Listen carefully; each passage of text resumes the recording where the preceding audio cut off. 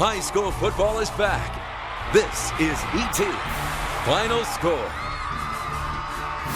What's up, everybody? Eric Sullivan here for the ETFinalScore.com football show. We are at round 2 of the high school playoffs, also known as the area round. Several East Texas teams still trying to stay alive and move on tonight. Jeff Schaefer will join us from that DeSoto game. Jay Wallace as well, along with Trevor Peel and Chris Perry, will join us from that Mineola game that came down to the wire. Now, we want you to be a part of this show. All you got to do is get on Twitter. That's the main thing here. Follow us at ET Final Score on Twitter. Send us those pictures, vines, and scores, and we'll show them to you later on in the show, as well as what we know right now when it comes to round 3 games next Friday and Saturday. We start in Class 5A. Longview Lobos in DeSoto tonight.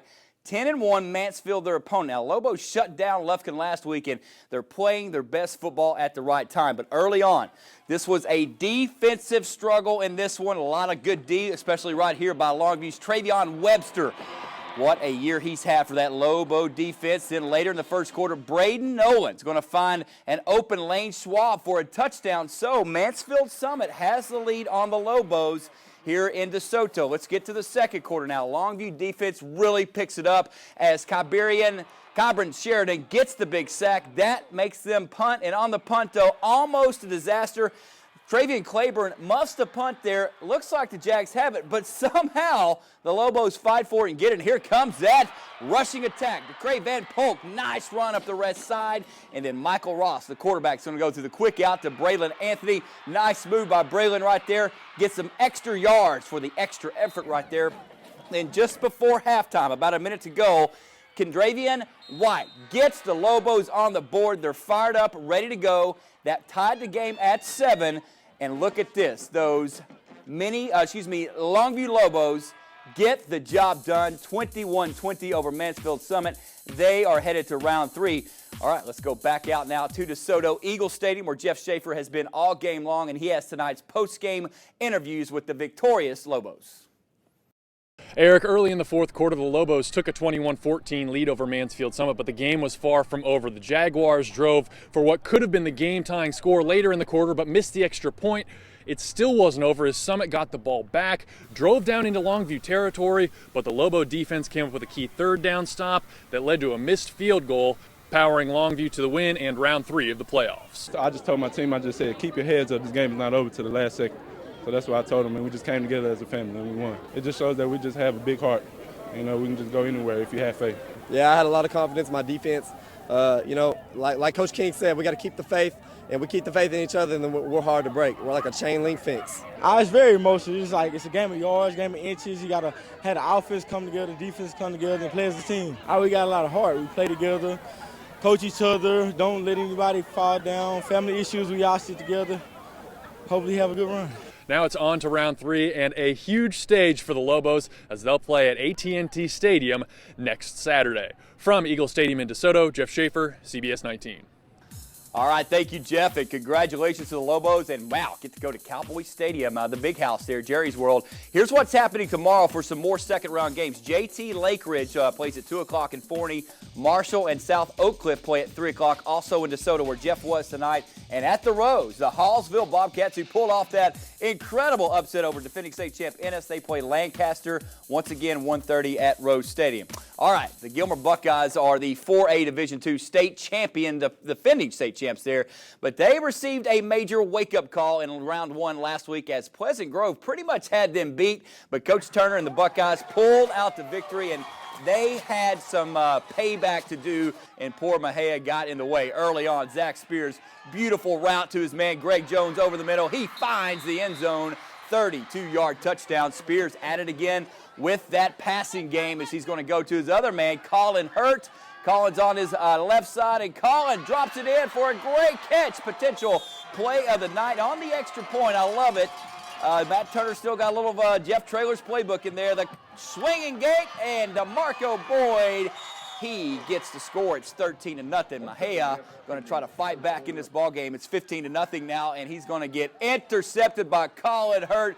Go up and get it, young man. Caught a touchdown pass and has this interception. Gets it down to about the 30-yard line, and then Spears going to hand off to his buddy Cam Ron Granville, and C. Grand is going to take it around the right side here. Look at him go. Got the blockers up front. Good job, big guys. Touchdown. It's all Gilmer in this one. Final score, 63-14. Buckeyes moving on to the area round. Let's get to Longview Lobo Stadium next. The Center Rough Riders looking to keep their unbelievable run this season going. They're taking on Fairfield. Centers to Corey McGee. Big tackle right there to start the second half. But check out Michael Hudson, and he's going to keep this drive alive right here. Quick runner. He's shifty. Look at him just stay on his feet. Finally brought down. And then right here, it's going to be that young man again, Mr. Fast guy here, Michael Hudson, for the big touchdown right there. Then they go back to more ground game. This time it's Octavius Evans. Hauls it in for the score. And your final score looks like this as the Center Rough Riders season comes to an end. They lose to Fairfield 42-28. All right, down in Porter, Texas Drive, we've got to score this one. And it wasn't what the Red Dogs of Kilgore wanted, taking on El Campo way down south in Houston. They fall in this one, 23-31, ending the Red Dog season right there. All right, let's switch to Class 3A because we've got to check in on the top team in 3A, the Mineola Yellow Jackets, as they are trying to fight back to get to the state finals. Tonight in Greenville, Texas, taking on Whitesburg. And the Yellow Jackets had not been tested all season. Early on in this one, it's going to be a big play by the Whitesburg team that's just all over the place as they get the job done. That is a touchdown.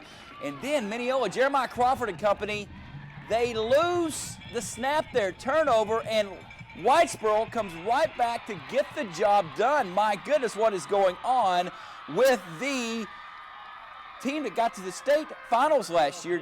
As we look at the highlights of this one, that was Jake Dyer for his second touchdown, but champions find a way. Final score, Mineola comes roaring back in the second half, 21-15. That's exactly what they needed, a tough game, stress game to have to fight back and come back. And luckily, Chris Perry is live with us from Greenville. And Chris, I kind of said this all week to fans of Mineola, is that you needed a tough game, and they got one tonight, didn't they? Yeah, it was pretty impressive. And I left very impressed with Mineola because it's real easy when you're undefeated and you've been basically routing everybody, that when things don't go your way, some teams, they get frustrated and things go, things just get worse and they snowball. Mineola just stayed the course. Defense played extremely well in the second half, made some great stops. They got the touchdown. Jeremiah Crawford was fantastic. He just kind of put the team on his shoulders offensively and drove the team down and got the lead with a run by Chance Perkins. But then it was the defense. The defense on 3rd and short and then on 4th and short, making the stop to secure the victory. And Mineola rolls on. Chris, what was different in that second half? I got the early highlights, and you're thinking, my goodness, they are in trouble. What just stood out by the Yellow Jackets there to come back and get this win 21-15? Well, Mineola's defense just stood out. They stopped. They gave up 2 big long runs in the first half, but Whitesboro was good. I don't. The record is what it is, but this team was physical. They played that, the tight formation, physical, run it down your throat football. And Mineola was able to withstand it. And you figure a yard, you have to get a yard to get a first down. With the way they've been running the football, you think for sure they're going to get it, and they're going to drive down and score to win the game in the closing minutes. But Mineola, it was not going to happen. Michael Drennan made a terrific stop on 4th down to deny Whitesboro, and now Mineola moves on to play Callisburg at 2 p.m. Saturday in Roy City. Yes. Callisburg, Mineola for round 3. Chris Perry, excellent job. You're kind of on the Mineola beat now, buddy. Doing a great job. We appreciate it, man. Thanks. All right, let's move on to some Class 4A scores for you. Athens and Kennydale, we're going to double-check that one. It was on that score right there, but I think Athens lost that. I'll double-check for you in the break. Pittsburgh does fall to Argyle 59-34. Other scores in this 4A and 5A, Carthage 34-0. They move on. Navasota knocks out Jasper 35-21.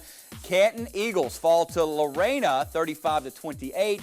and Sanger takes out Liberty Islo. Actually, Liberty Islo won that game last night, 48-9. We'll get everything corrected for you. All right, first break happening right now. More scores, more highlights. You're looking at the live scoreboard page on etfinalscore.com, and we will bring you more highlights coming up after the break. Don't go anywhere.